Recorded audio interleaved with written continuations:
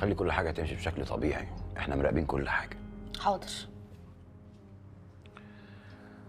طيب انا هطلع على غرفه المراقبه، لو حسيت باي حاجه غريبه هبلغك على الموبايل على طول. خد بالك بس الكاميرات كلها لازم تبقى شغاله، مش عايز حاجه عطلانه. ما تقلقش، الرجاله بتاعتنا كلها مسيطره على المكان. يلا.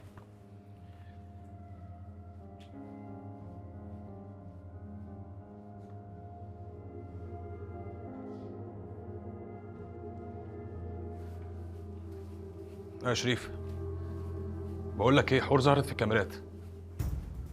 تمام، ماشي، انا جايلك في الطريق، يلا سلام.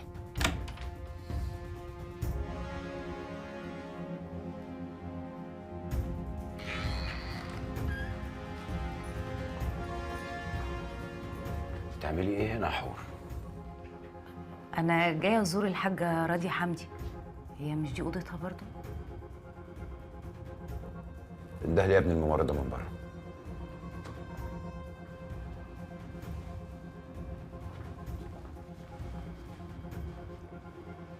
في مريضه هنا اسمها راضيه. راضيه ايه؟ حمدي. راضيه حمدي. هي موجودة في الأوضة اللي جنبنا.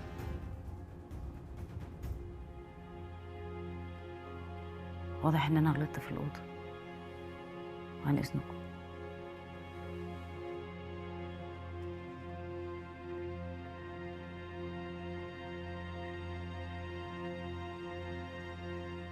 شكرا. بلد بحرف الكاف. كوريا. شاطرة.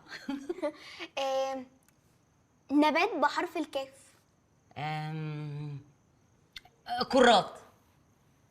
قرات ايه؟ انت كده بتألفي. انا ما قلتش قرات، انا بقول لك كرات. خلاص بلاش بلاش. كوز ذرة. هي دورة بس. خلاص يا ستي كسبتيني. كده النتيجة كام؟ 6-0. لصالح مين؟ ليا.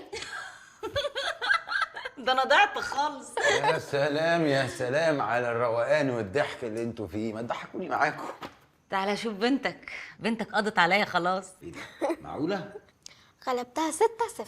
يا نهار ابيض، اصبري بس اروق لك بكره وهاخد بطارها. متفقين عليا يعني؟ ايوه طبعا، ما انا هسيبك تكسبيها. هقوم اجيب لك الاكل يا حبيبي. ماشي يا حبيبتي، انا جعان قوي فعلا. وانا هروح انام. جود نايت. نايت يا روح بابي.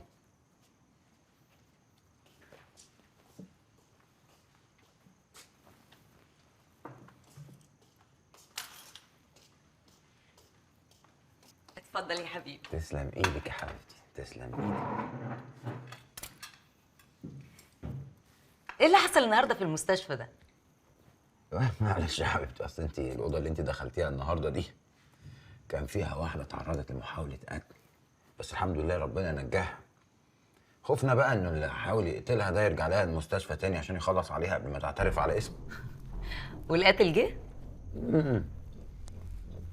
خايف. فضلنا قاعدين كتير جدا مستنيينه يرجع، بس ما جاش. قلنا لها بقى روحي وتعالي لنا بكره بدري ناخد اقوالها بمعرفتنا. ان شاء الله تقبضوا عليه. ان شاء الله يا حبيبتي.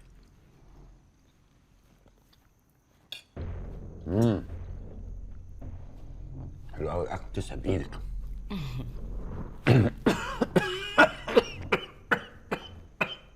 اجيب لك ميه يا حبيبي؟ حاضر.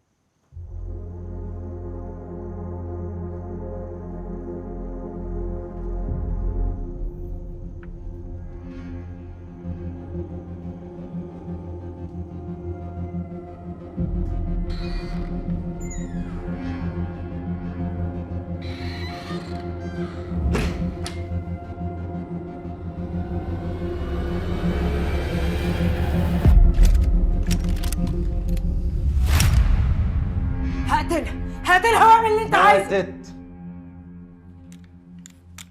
تغريد ماتت من زمان وشبعت موت من قبل حتى ما تروح المستشفى يا حور. اللي قدامك ده شوية مخدات.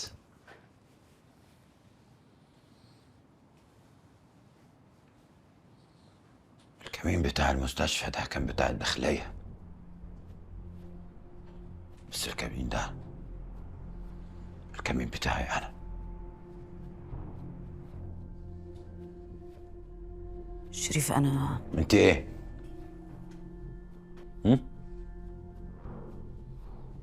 ايه؟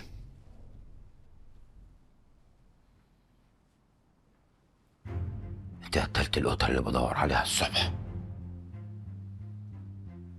ومراتي اللي بتنام في حضني بالليل.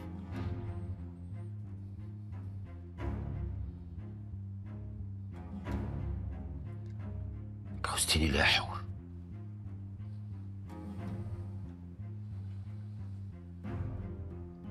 جوزتيني ليه؟ عشان تفضلي جنب الأدلة وتهربي من العدالة، صح؟ صح؟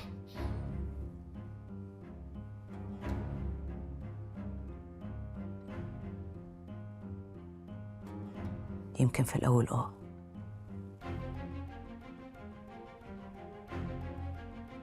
لكن للأسف حبيتكم، حبيت الأمان، حبيت اللي اتحرمت منه فيكم، حبيت حبيبة. أيوة حبيت ما حبيبة. تجيبيش سيرة حبيبة على لسانك. وانت اللي زيك يعرف يعني ايه حب؟ وانت مصدقة نفسك بجد؟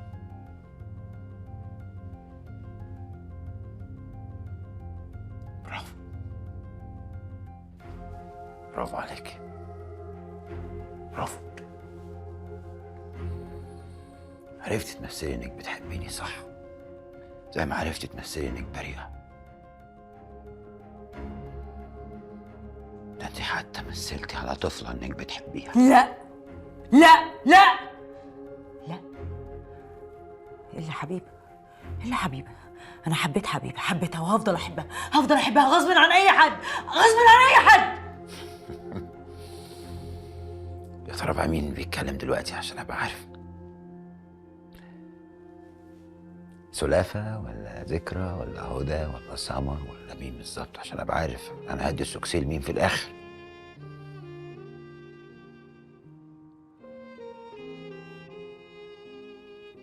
أنا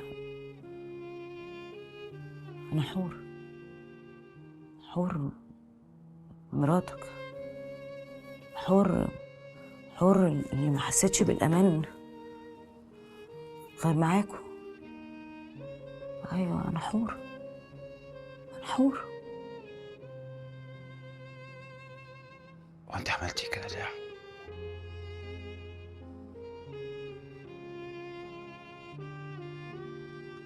ليه حسيتيني كده؟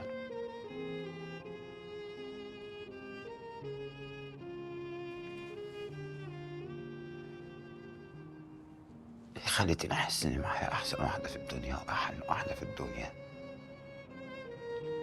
وانتي اكتر واحدة مؤذية على الارض؟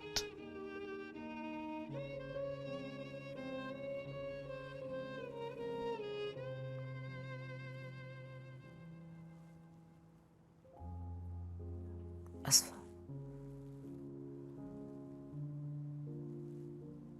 سامحني.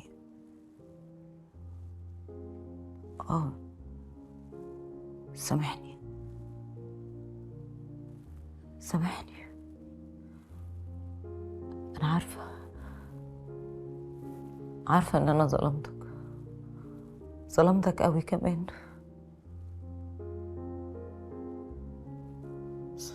غصب عني، أيوة غصب عني. ما كنت بفكر في نفسي، أيوة بفكر في نفسي، بس بعد كده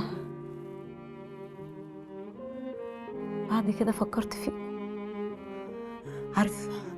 عارف أنا إيه اللي معذبني دلوقتي؟ اللي معذبني إن أنا مش هبقى معاكوا، مش هبقى في البيت، مش هبقى معاك انت وحبيبه.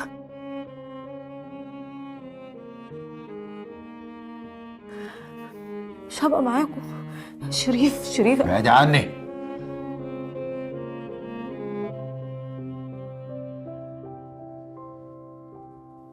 انت دلوقتي مش حور ولا انا جوزك. انا ظابط وانت مجرم. مفيش ظابط بيحضن مجرم.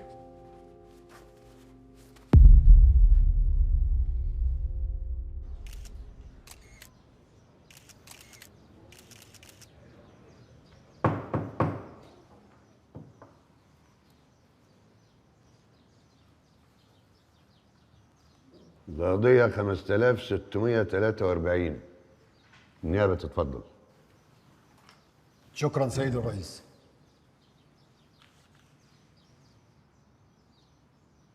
باسم الحق العدل، بسم الله الرحمن الرحيم. سيد الرئيس، حضرات السادة القضاء الأجلاء، إنني أقف أمامكم اليوم في قضية يشيب لها الولدان وتقشعر لها الأبدان لمجرد التفكير في تفاصيلها. فالجاني في هذه القضية يا سيد الرئيس هي امرأة، ولكنها ليست كأي امرأة، بل هي تعمل كطبيبة نفسية.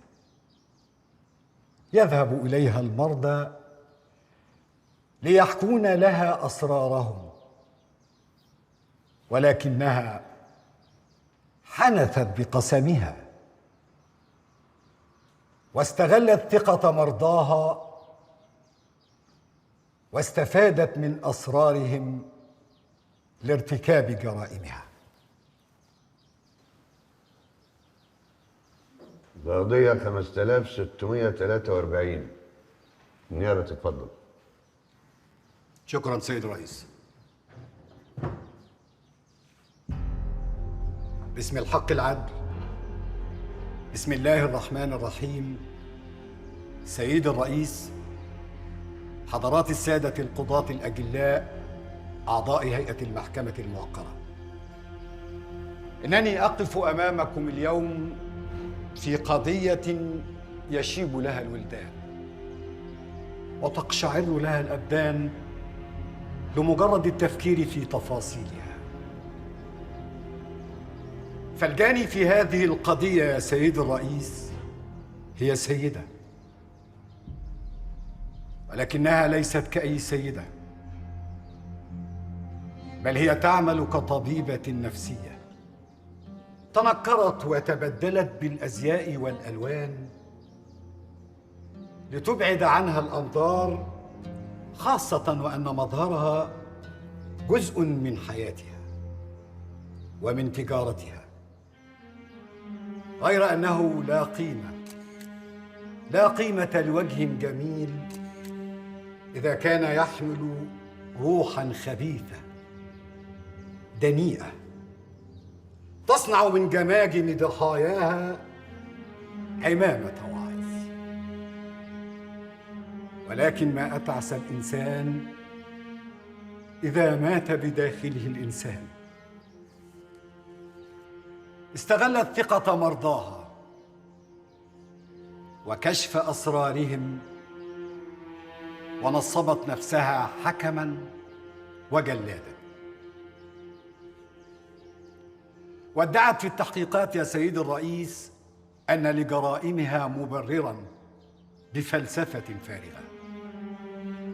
ولكن دعني في البداية سيد الرئيس أتساءل،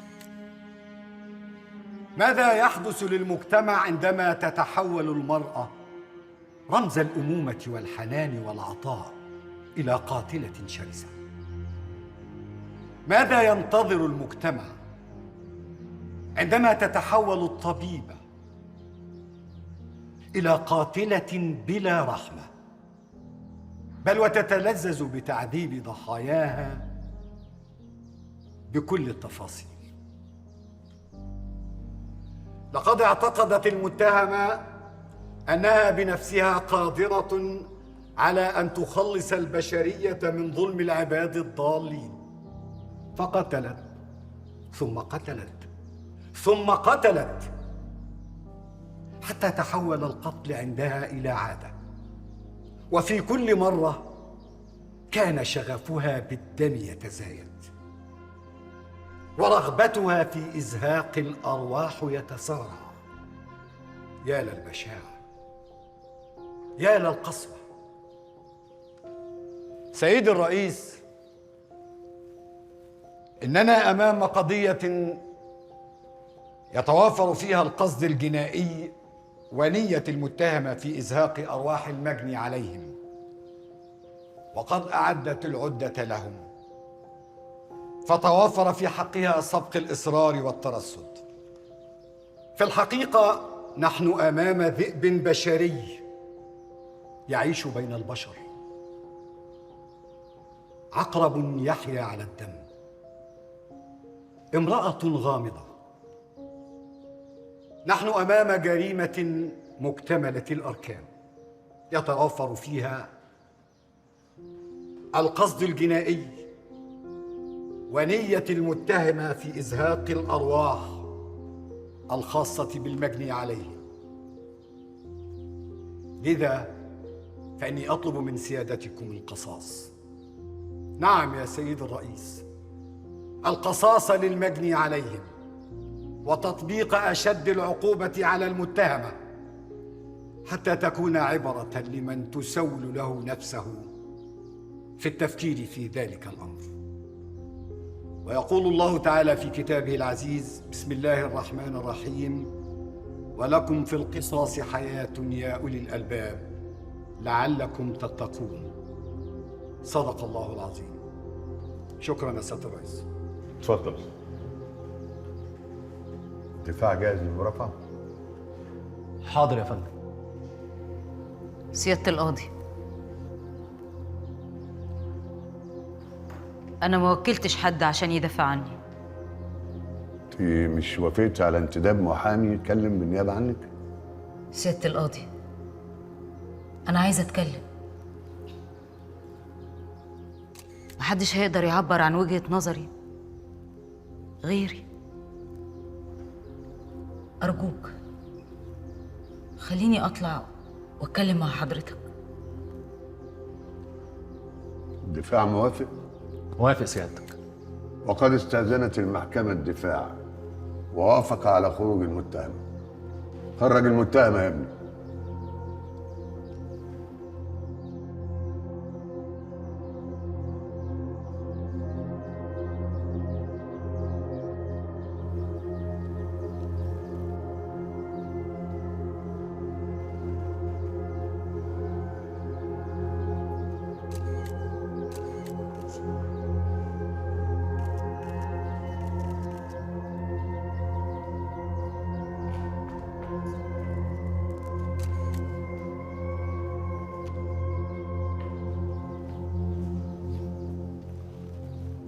اتفضلي، عايزة تقولي ايه؟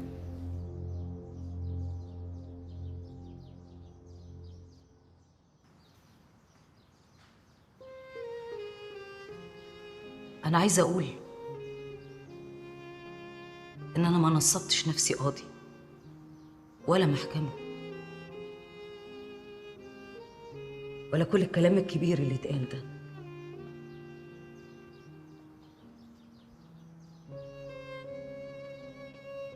أنا بس كنت عايزة أحقق العدالة، العدالة اللي ماتت والحق اللي اتردم عليه. أنا عارفة إن مش دوري إن أنا أعمل كده، بس ما كنتش أقدر أشوف حياة ناس بتتدمر قدامي عشان ناس قدرت تتحايل على القانون، والقانون اللي بيحقق العدالة هو نفسه القانون اللي بيهربوا بيه من العدالة.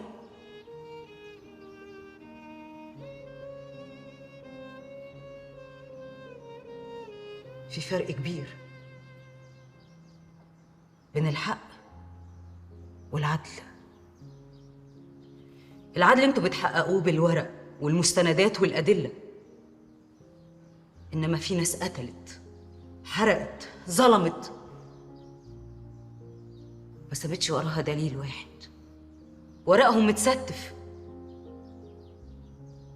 ودول دول لازم يتطبق عليهم الحق.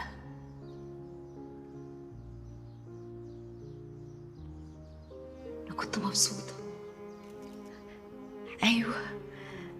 أيوة كنت سعيدة وأنا بجيب حق الناس دي، حق الناس اللي اتظلمت، حق الناس اللي ما عرفتش تاخد حقها. قررت أجيب حقها طالما أقدر.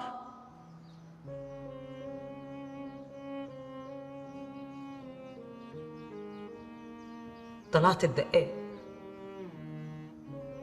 رجل الأعمال النصاب اللي قتل وقهر ناس كتير بحسرتهم. كل لحظة كانت بتمر عليا وأنا معاك كانت بتبقى تقيلة قوي على قلبي. أنا كنت بكره جسمي لما بتلمسني أو تحط إيدك عليا، بكره نفسك، بكره صوتك، بكره ملامحك، بكره نكتك البايخة. أيوة بكره نكتك البايخة، مش عارفة كنت بستحملها إزاي. أنا بكرهك يا طلعت، أنا بكرهك يا طلعت، بكره شكلك، بكرهك. ليه؟ عشان أنت أوسخ واحد أنا قابلته في حياتي يا طلعت، أوسخ بني آدم شفته في حياتي يا طلعت. أنا مش هسيبك تموت لوحدك، أنا هفضل معاك لغاية آخر نفس، هكلمك وأسليك وأحكي لك حواديت. استنى بص يا طلعت، بص، استنى، بص يا طلعت، بص. فاكر ده يا طلعت؟ فاكر عملت فيه ايه؟ فاكر؟ امسك، ده الموت ده اسهل حاجه يا طلعت، اسهل حاجه.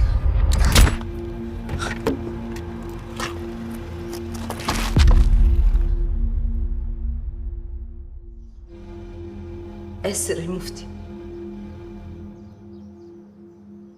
المذيع المشهور، أبو كلام معسول. أنت ما تعرفنيش بس أنا أعرفك كويس أوي، أعرف كل وسخاتك. قولي لي آسر بس، انت بقى اسمك الحقيقي ايه؟ مريم. الله، اقرب اسم لقلبي على اسم امي الله يرحمها.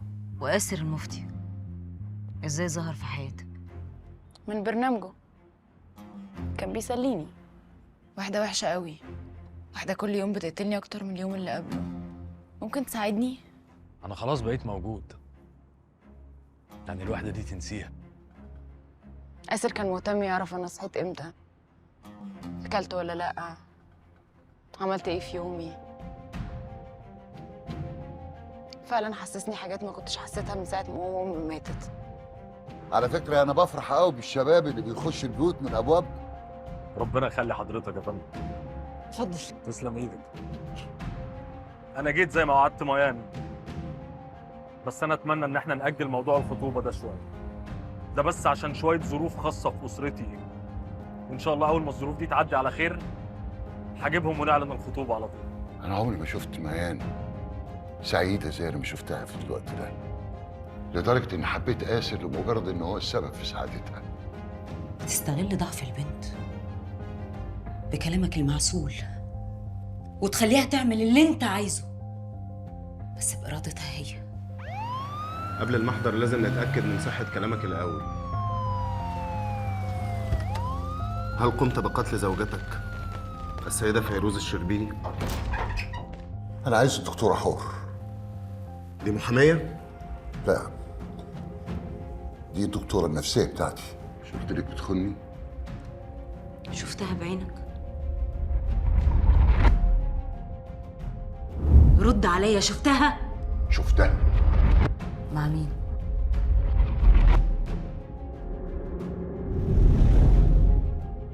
عشان أقول لك عشان تبقى فضيحة.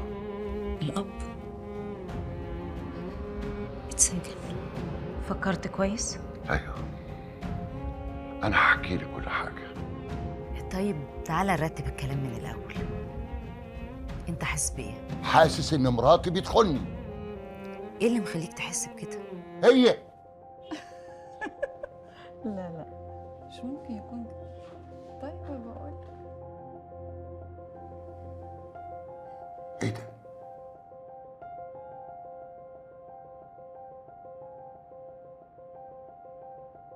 فيروز حلفت لي ان مفيش حاجه بينه وبين آسر، وانها ما قابلتوش غير مره واحده بس. ايه ده؟ كان عايز يكلمني عن ميان. كلمك عن ميان؟ والله ما كنتش عارفه انه هيفرق معاك كده. انت اتجننت ولا ايه؟ انت تفكر فيا كده؟ بتتفرج عليا كده والله. ده انتوا اتنين حابين يا زباله. ايه ده؟ رد عليا. انت مش قلتي ان عاصم ده هو اللي اعترف ان هو اللي قتل مراته؟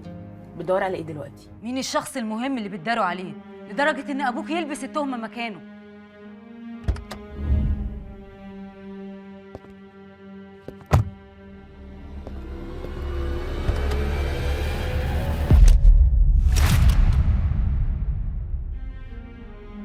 ليه؟ كنت انتي؟ انا ايه؟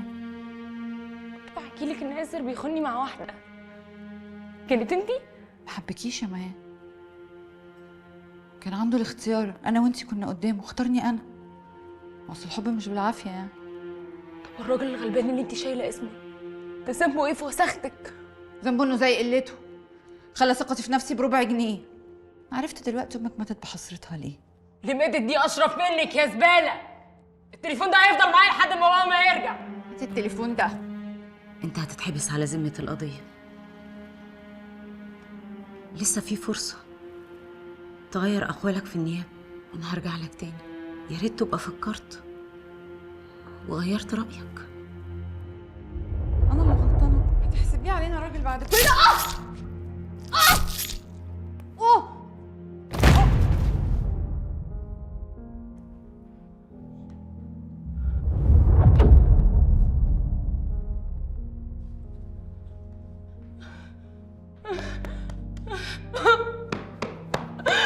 والزوجة اتقتلت.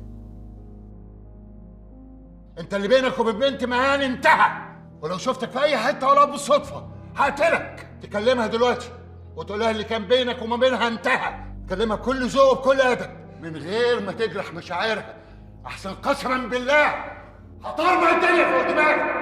ميان سامحيني، احنا مش هينفع نكمل مع بعض. ما تحاوليش تكلمي عشان خاطري، خدي بالك من نفسك. والبنت بنت هتعيش مكسورة العمر كله. هتعيش مكسورة العمر كله. انا تعبانه قوي يا دكتوره حور. انا تعبانه قوي. انا تعبانه وعايزه اروح اقول لهم على كل حاجه. انا مش مرتاحه، انا مش عارفه. موقف أبوكي في القضية أحسن من موقفك بكتير.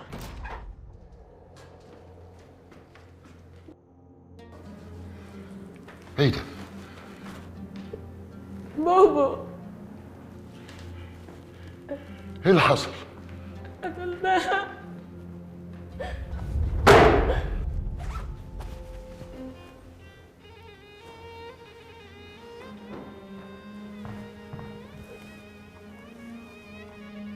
ميان، انت هتعملي اللي هقولك عليه. قومي. انت هتقولي في التحقيق مش انت اللي قتلتيها، انا اللي قتلتها. لا يا ماما اسلم نفسي. لا لا لا لا لا لا، انا خايفه عليكي. سيبيه، ربنا هيبعت له اللي يجيب لك حقك.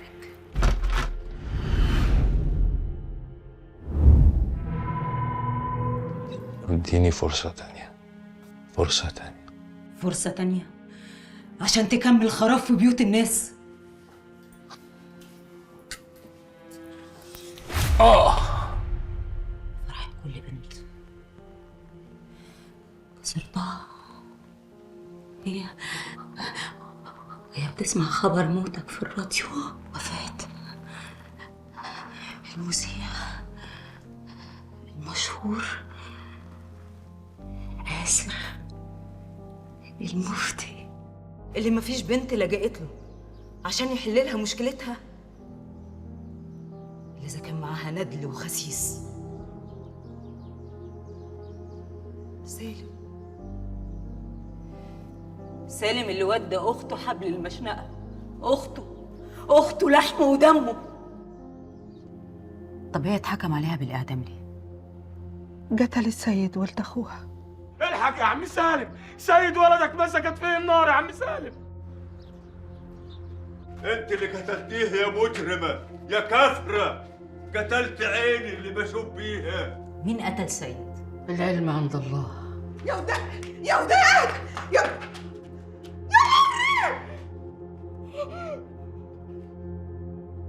أنا جاية أعمل معاك حوار صحفي عن موت سيد ابنك. سيد الله يرحمه، ما راح الطيب. انا ما قتلتوش. انا جاي لا هاخد عزا ولا هعمل 40 الا لما اشوف حبل المشنقه ملفوف حوالين رقبه المجرمه اللي حرقت ولدي. اخر حاجه افكر فيها نأذي سيد، مش اموته واحرجه. انت كده ميت. طالما كده ميت، عمتي ذنبها ايه؟ حرام عليكم، دي كانت احن واحده عليها في الدنيا. خلاص. ليه وداد أختك قتلت سيد؟ اقول لك يا ست، اصل سالم قلبه ابيض زي اللبن الحليب، ما يعرفش يزعل. دي وليه ما تعرفش تحب، دي شيطان في صورة بني آدم. والله العظيم ما قتلته. لما سيد جاب آخره منها وعايز يسيبها ويروح يقعد عند أمه قتلته عشان ما حدش غيرها يتهنى بيه. حاسة إنك بتقولي الحقيقة. وما سلمتش نفسك ليه؟ خفت ابويا وامي كانوا هيتحبسوا وانا هتحبس، وانا اصلا ماليش ذنب في اي حاجه، انا كنت شغاله في ايديهم. بس الحقيقة ما بتتصدقش بالكلام. كانت احن من امي عليا، احن من ابويا ذات نفسه. لا الشيطان من الاشهر رسول الله.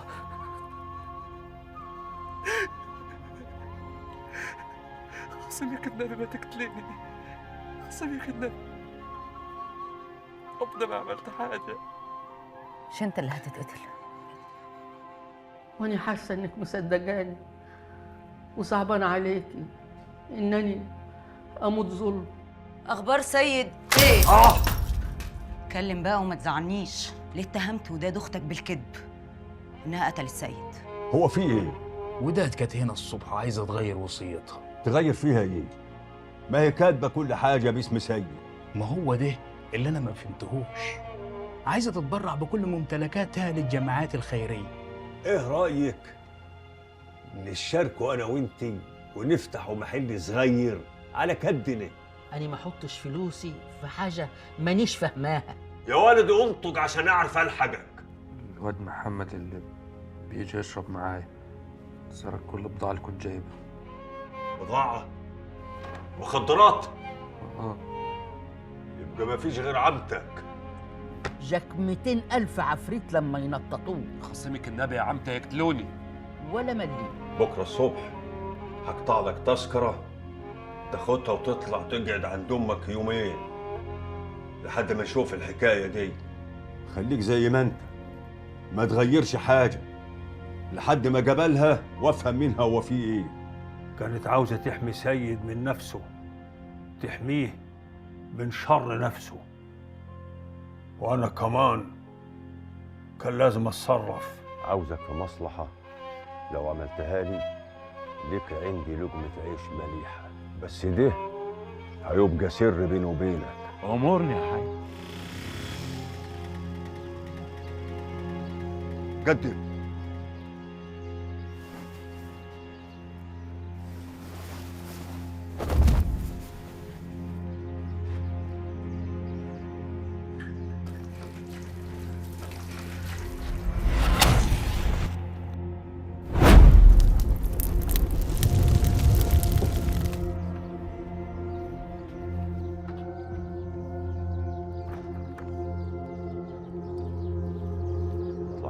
وكده يبقى قتل مع سبق الإصرار والترصد. امال فين الوكل؟ لا انا مش جاي عشان الوكل يا ست وداد.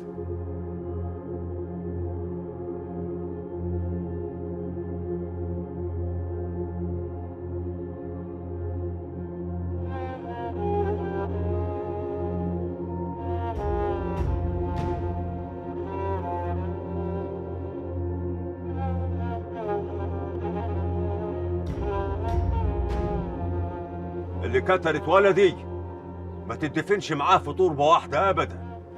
هي تاذيه في حياته وتيجوا انتوا كمان تاذوه في مماته. شوفوا لها تربه تانيه. كل ده عشان ايه؟ عشان طمعه في الورث.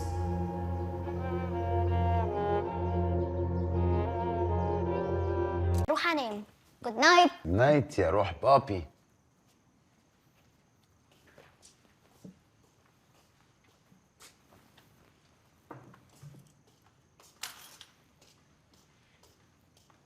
اتفضل يا حبيبي. تسلم ايدك يا حبيبتي، تسلم ايدك. ايه اللي حصل النهارده في المستشفى ده؟ معلش يا حبيبتي، اصل انت الاوضه اللي انت دخلتيها النهارده دي كان فيها واحده اتعرضت لمحاوله قتل، بس الحمد لله ربنا نجاها. خوفنا بقى انه اللي حاول يقتلها ده يرجع لها المستشفى تاني عشان يخلص عليها قبل ما تعترف على اسمه. والقاتل جه؟ خايف. فضلنا قاعدين كتير جدا مستنيينه يرجع بس ما جاش. قلنا لها بقى روحي وتعالي لنا بكره بدري ناخد اقوالها بمعرفتنا. ان شاء الله تقبضوا عليه. ان شاء الله يا حبيبتي.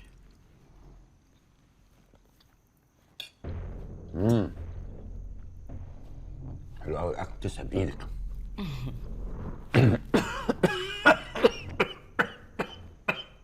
اجيب لك ميه يا حبيبي؟ حاضر.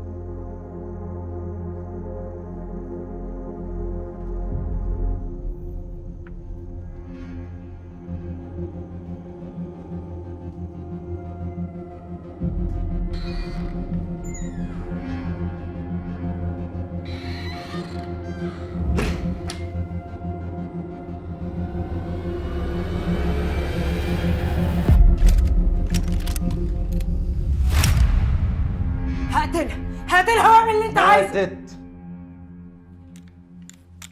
تغريد ماتت من زمان وشبهت موت من قبل حتى ما تروح المستشفى يا حور. اللي قدامك ده شوية مخدات.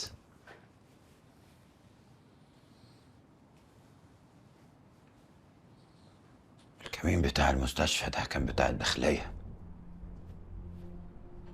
بس الكمين